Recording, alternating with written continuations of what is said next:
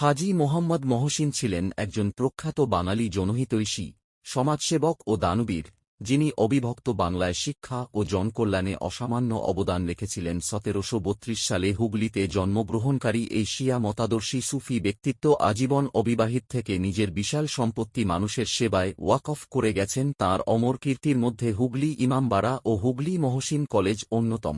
হাজী মোহাম্মদ মহসিনের জীবনী, জন্ম ও পরিবার।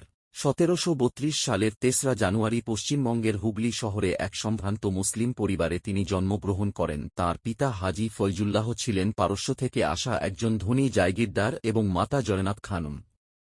শিক্ষা জীবন ও ভ্রমণ। তিনি গৃহশিক্ষকের কাছে প্রাথমিক শিক্ষা গ্রহণ করেন এবং পরবর্তীতে উচ্চশিক্ষার জন্য মুর্শিদাবাদ যান। এরপর দীর্ঘ সময় ধরে ইরান, ইরাক, তুরস্ক, মক্কা ও মদিনাসহ বিভিন্ন দেশ ভ্রমণ করেন। দানশীলতা ও কর্মজীবন। ১৮০৩ সালে সৎ বোন মন্নুজান খানমের মৃত্যুর পর তিনি বিশাল সম্পত্তির উত্তরাধিকারী হন। তিনি খুব সাধারণ জীবনযাপন করতেন এবং নিজের অর্জিত ও পৈতৃক সম্পদ দরিদ্র, অসহায় ও শিক্ষাক্ষেত্রে অকাতরে দান করতেন।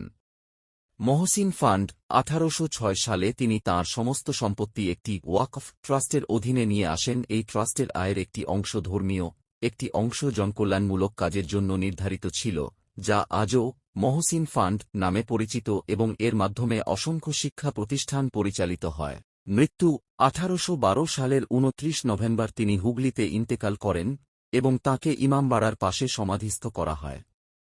হাজী মোহাম্মদ মহসিন তাঁর পরদুঃখকাতর ও নিরহংকার চরিত্রের জন্য ইতিহাসে দানবীর হিসেবে চিরস্মরণীয় হয়ে আছেন।